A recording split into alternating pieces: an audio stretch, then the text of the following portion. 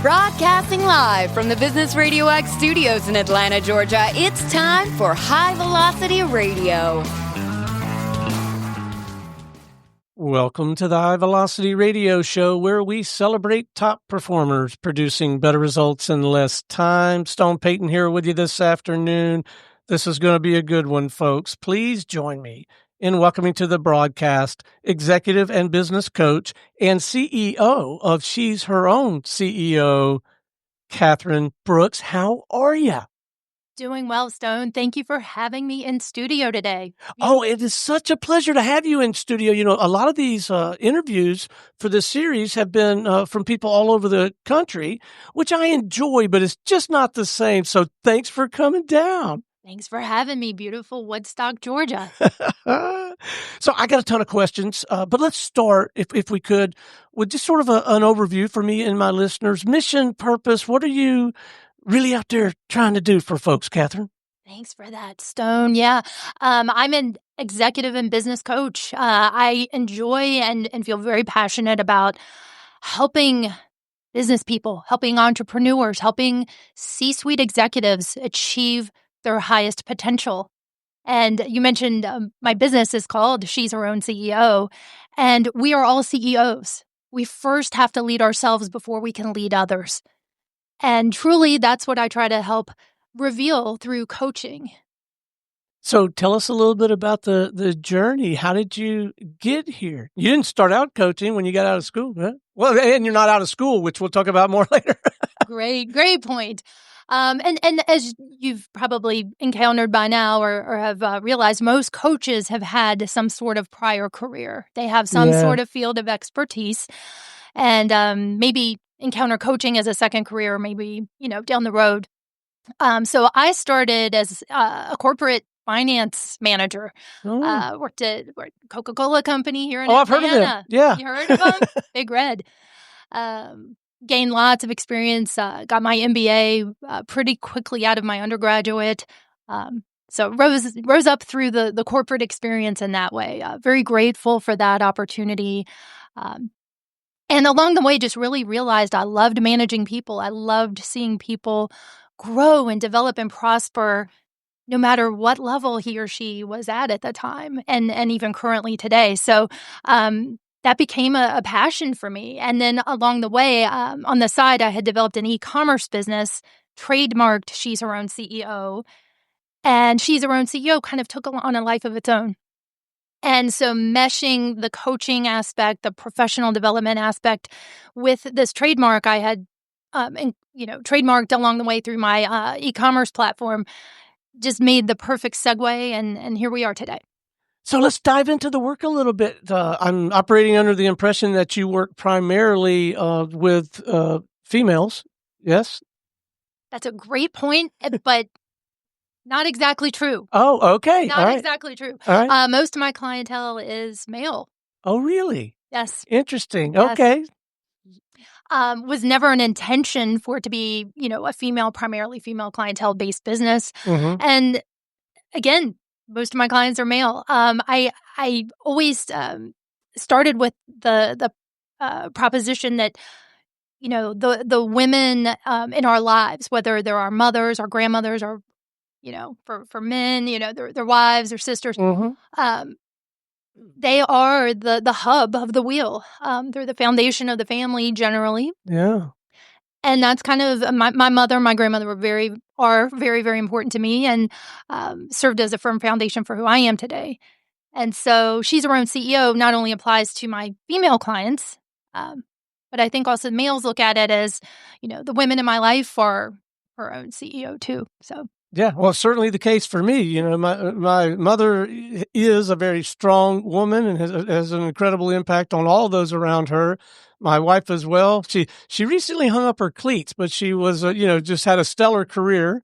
Much of it with IBM, another name some people have heard probably before. And so I've had a lot of strong women in my life as well.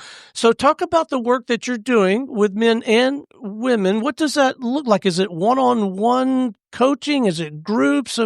What's the mechanism? So it's both. It's both. Okay. I primarily engage with my clients on a one-on-one basis. Mhm. I do lead something called mastermind groups, Oh, my. which are basically curated groups that engage together. We learn from each other. As a coach, any coach that promises great and grand results to sell you a life of peaches and cream harmony. May or may not be the best coach for you. Coaching Okay. is intended, so we can go on that point a little bit. Um, Certified coaches through the International Coaching Federation are held to very high standards, and one of those standards is, of course, ethically based discussion and support of clients. The client is always the best expert. It's the coach's job to help reveal, explore, discover, brainstorm, creatively co-create results with the client. So what was that like? Because you did invest the time and the energy, the resources to participate in that credentialing process, and I'm operating under the impression that it wasn't necessarily just easy. It wasn't all rainbows and butterflies. It was a lot of work, wasn't it? It's a lot of work. It really, really is. And coaches that are accredited through the International Coaching Federation, which is considered to be the gold standard of credentialing for coaches around the world. There's about 55,000 of us across the globe, which not very many in relative terms Right, to a sure. global population. But the standards, the rigor, the practical application, the written test that's required, the knowledge base of the core competencies, the ethics. It's time consuming, but it's a very rewarding investment. All right, so let's talk more about what it's like, and we can use me as a potential use case, or maybe you can pick a use case. Of course, probably don't want to mention any names. That probably falls under that ethics thing. You got it. plus, it's not good mojo. But yeah, give us an idea of what to expect in a coaching arrangement, or at least in one with you.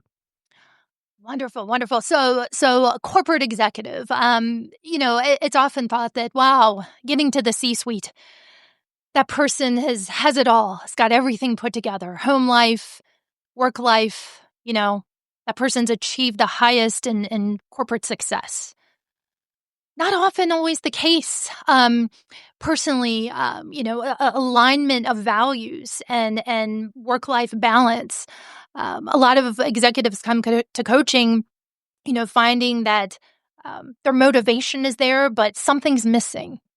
Maybe they've lost their values along the way, or maybe they've gone through a merger and acquisition, and the new culture of the new team that's being blended and conferred upon them, and that CEO or that C-suite executive is suddenly tasked with not only delivering operational results, but driving culture, creating harmony among a team, taking maybe two subsidiaries that have very, very different work styles and cultures and bringing them together to produce a new high-performing team. So just some examples. Yeah. Sky's the limit. Well, it sounds like marvelous work. It also sounds like it would feel to me a little bit intimidating because you're trying to help someone who has achieved a great deal, but then I guess it occurs to me, you don't necessarily you personally don't have to have all the answers. You just got to help that person get to the answers, right? That is so true. Okay. Stone, such a great point.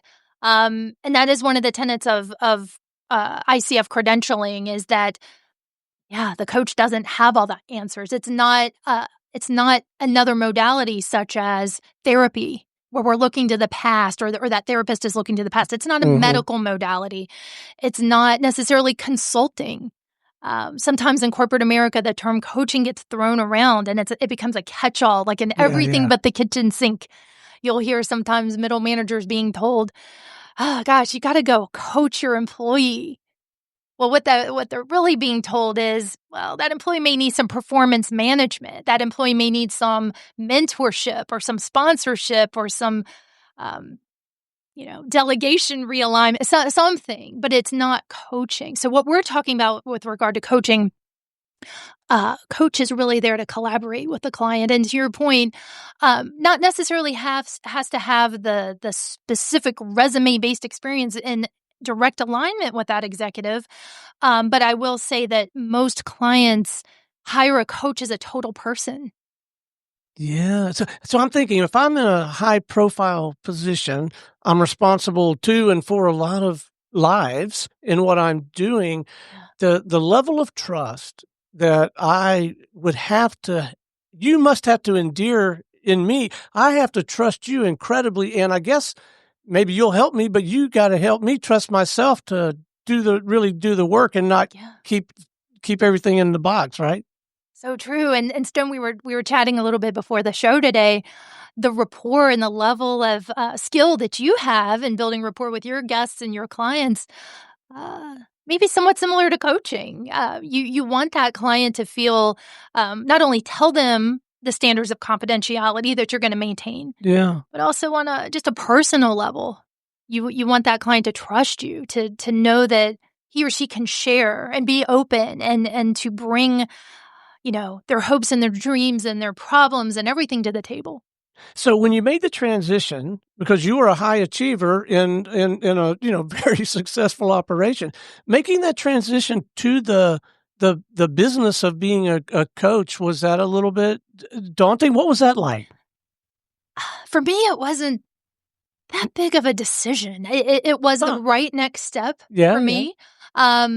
And I believe in credentialing. I'm a firm believer in education, much like the background you come from, Stone. yeah. Yeah, so it was the right thing. I do see on social media a lot of people purporting to be coaches, Mm, and oftentimes they're making big promises, big dreams, big results for a high price tag. And there can be some, people that become susceptible to that because it looks fun, it looks sexy, it looks like results oriented, which isn't that what we all want? We want sure, sure. results. Absolutely. And would love to just write a check for it. Right. Got it. It's not that Absolutely. easy. It's not that easy. As any entrepreneur knows, takes 10 years to be an overnight success. Absolutely, at least. At That is the least. truth. So, early on, was it difficult getting clients or just running the business side of the business that you're now in? For me, coming from the business kind of corporate background, I was blessed with a strong network Yeah. and a lot of strong connections and a resume, so to Right, speak, of right. topics. So having a finance background, having marketing operations background, clients would seek that out. So for any other coach that's out there that has a specialty or maybe has a certain life experience, I mean, there are coaches from every specialty.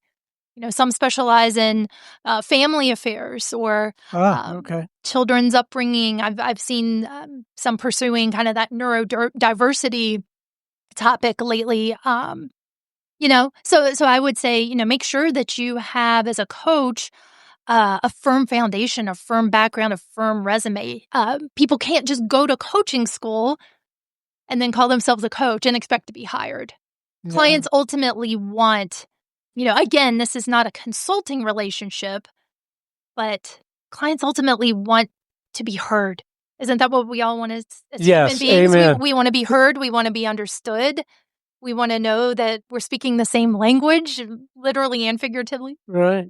So, how would you characterize or articulate some of the key benefits someone can and should Yeah. expect from engaging a coach? Yeah, that's a great one. And there's a lot of documented research in this area and more to come. But there's a generally published statistic that the coaching relationship, whether it's at the executive level or any kind of, within a business of any size, it can generate ROI of over 600%. Oh my. And this has been Wow. documented and proven over and over again. It's in the academic literature. More to come on this. I think there's a lot of runway ahead for this type of research and really understanding because with any kind of human based or organizational based modality, it's hard to quantify results sometimes. Unless it's something like, well, I'm hiring this coach for my employee such that he can better manage his team and drive operational results of, fill in the blank. those things are easier to quantify. It's like, okay, you went through the coaching, did this happen? But for things that are more intangible, like building a team culture or employee engagement or learning to hire the right people, how do you measure that? It's a little more difficult. It can be done. It can be done academically, but there's a lot of runway ahead in this academic area. So at this point, what are you finding the most rewarding? What's the most fun about it these days for you? Yeah, I like results. I'm going to be honest. Yeah. Having clients they come to the coaching situation, the coaching relationship as excited as I am. They're willing to share. We're there to learn from the client as well. It's a give and it's a take. Right. And we creatively co-collaborate and just drive big results. So yeah, I mean, obviously there's a lot going on in the business conversation right now, from efficiency conversations and realignments of workforces and mergers and acquisitions and international affairs and various things like that. So I mean, all of those topics come up in coaching, and so I think as a coach, it's really exciting to know and to think about getting up in the morning and know that your day is never going to look the same day to day. You're going to have different topics, different areas to explore. It's exciting. It's never a dull moment. Well, I'm learning that coaches, as a rule, seem to be life learners. But you've taken this to the nth degree. You're already so well credentialed and educated, but you're pursuing your doctorate. Speak to that a little bit. I am. Thank you. I really appreciate this topic. This has been on my bucket list for a while, and a year or two ago, I decided to do it. And I had a push from my coach. I'll say a push, but I coached myself in a lot of ways through this to join this. I'm studying my doctor of business administration. Oh my! Strategic management. So it's an applied doctoral degree. I've got about a year and a half left on it, so I've got some runway ahead of me. But and will you write a dissertation as part of that? And do you already know what that is, or you haven't? I have some areas of focus. I very much enjoy the topic of mergers and acquisitions. And that's where I'm leaning. Again, too early to commit. Yeah. There's a whole process, as you know. Well, I do know, and for the listeners out there, look, I went to school for 13 years and 3 summers. That's not quite true. I really did go to college. However, I'm not anywhere near having a doctorate, but my folks both have terminal degrees, and so that's where that's how I know the word dissertation, and that's where the knowledge begins and ends. But you'll choose, and with some help, and get it approved with your. Yeah. That is cool. Yeah. So I'm going to ask why, although I think I already know part of the why, but tell us more about why you're doing that. Man, it's a lot of work. It's, a lot of it's self-fulfillment, just the need. Like you said, coaches, we have a thirst for knowledge. We're lifelong learners, and that's expected. That's part of the job description in a lot of ways. But doesn't mean you have to do that. For me, it's always been on my list of things to do and time to do it. But I also feel like, it helps me bring a different dimension, a more expansive dimension to my coaching work, and specifically with strategic management in my clientele that I serve. Again, looking for results. They're looking for a strategic mindset that involves goal setting, planning, measurement, monitoring strategy, kind of thinking about things from the generally accepted business disciplines, such as, operations, R&D. But how do those things fit together? How can we build greater synergies? How do they overlap?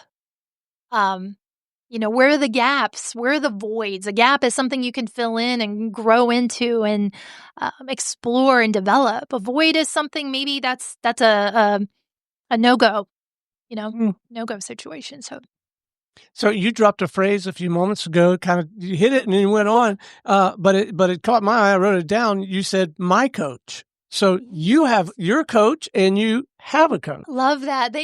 That's a great point. So International Coaching Federation certified or accredited coaches are required as part of their credentialing process to go through a mentoring process, one-on-one Okay. with a more senior coach. So there are 3 accreditations. So there's the ACC, the PCC, and the MCC. So you would have to engage with a coach at a level above you. And that's part of the credentialing process. So and on an ongoing basis, coaches should be coached by other coaches. It allows for reflection. Yeah. You can absolutely observe other skill sets in their powerful questioning and active listening. Kind of watch them, how they do their work with you as the client. Right. The layers of value in that are just, that really is multiple, isn't it? It sure is. It sure is. I mean, you can derive so much, but it is a requirement for that initial credentialing. But beyond that, coaches should engage with a coach. Yes. Well, and I'm sure you will, if maybe you already are, but will get tremendous value from you being in that role of mentoring other coaches at some point. Maybe. We'll see. We'll see. Not my primary business right now, but yeah, you never know. So that is your primary business, and you very much believe in the whole person, passions outside of the work. What do you do when you're not coaching Oh gosh. that you really enjoy? Writing papers. I'm doing a lot of reading. You don't have a lot of free time, do you? No, I don't. Not now. Not too much. Not right now. I love the beach. I love anytime I can get to the beach, I'm there. But not too much free time right now. I'm really engaged with my work and studying pretty much right now. That is fantastic. So I'm going to switch gears on you here just a little bit. I'd love to, before we wrap, if we could, to leave our listeners with a pro tip or two. And I want to work, I really don't want to reduce your work to a Cosmopolitan article, but I still wonder if there aren't just a couple little nuggets that we could share with them for producing better results in less time. And maybe it is related to being a better coach in the environment they find themselves, if they find themselves ever wearing that hat at all internally, or maybe it's around engaging a coach. But look, guys, the best tip I can give you, if any of this is striking a chord for you, reach out and have a conversation with Kathryn. But between now and then, let's give them a little something to noodle on. I love this question, Stone. Thank you. And it's really a partnership. It truly, truly is. So pro tip, probably put some sub-bullet points in the pro tip. First of all, don't be nervous going into a coaching session. I know that's hard to say, especially for people that are high performers, those of us that like to have pre-meetings before we have the actual meeting. Those of us that almost shy away from having a meeting if we feel like we're not prepared. I would discourage that. Your coach is inherently trained to listen, to really engage with you, to be there for you, to really immerse him or herself in you and the topics you want to bring to the table. I always say the client's in the driver's seat and the coach is in the passenger seat holding the map. So don't be nervous, first of all. Put some thought into it, obviously. Think about what you want to get. Your coach, opening question, first 5 or 10 minutes, he or she's probably going to ask, what's top of mind for you today? What's on your mind? What brings you here today? What brings you to coaching? Why did you enjoy or why did you decide to engage with a coach? Maybe thinking through that, taking some time. There's no right or wrong answer. Bring it to the table. And then third, I'd say, be open. Be open with your coach. The coach is not there to ask questions in kind of a ping pong or I'll say pickleball match these days. Right. The coach is asking questions from a genuine sense of curiosity, but it's not from a sense of nosiness or trying to, just get information out of you. It's for the underpinning of the conversation. So Stone, if I were to ask you, what does that really mean to you? What does this studio mean to you? Yeah, I'm curious, but I'm curious in the way that it supports our conversation. I'm curious in the way that I'm learning something as your coach. I'm learning about your value system. I'm learning about how you want to serve the business community. And that supports the conversation and it moves the coaching forward. So being open with your coach. Bring your values, bring your hopes, your dreams. If you had a bad meeting with someone that day, bring that to the table too. because Yeah, bring it all. Bring it. Those examples, if you're someone that likes to workshop ideas, sometimes you have a high level thought like this thing has really been bothering me, But if you delve into like, well, for example, I had this meeting with this person today and this is how the interaction took place. You can really dig into that with your coach to workshop it and to break it down and to look at motivations and drivers and traits and maybe work styles and maybe how you can make it better. Yeah. Man, such great counsel. All of it. I like the mental imagery of me holding the map. I'm in the passenger seat. That's kind of cool. I like that. But one thing that really struck me, and it strikes me as a good skill discipline to have in any productive communication. Your words were formed as a question, like asking what's top of mind. But it suggests to me you got to meet people where they are, and if you're trying to have a productive conversation with them about expanding the community partner program or stuff I've got going on, the first thing I ought to do is find out what's going on with them, because they could have something so close to them they can't even see past that to even begin to have a real fruitful conversation about another topic, right? This is true. Oh gosh. That's the beauty of coaching too, is, we all know that we have certain things worked out in our head. We know what we have to do today. You were sharing, Stone, your events of the afternoon coming up. You know what you have to do. You know who you need to talk to and who you need to align with to accomplish what you want to accomplish today. But sometimes saying it out loud to your coach, you may find, wow, I left out a step. Or really, is that really what that person meant when they called me this morning and they were asking to postpone the meeting? So just saying things out loud sometimes can bring a whole different awareness. So I wonder if the answer to this question, the first 3 words are going to be after my dissertation.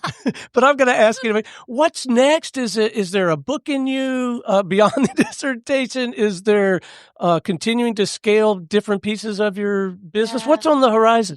There's definitely a book.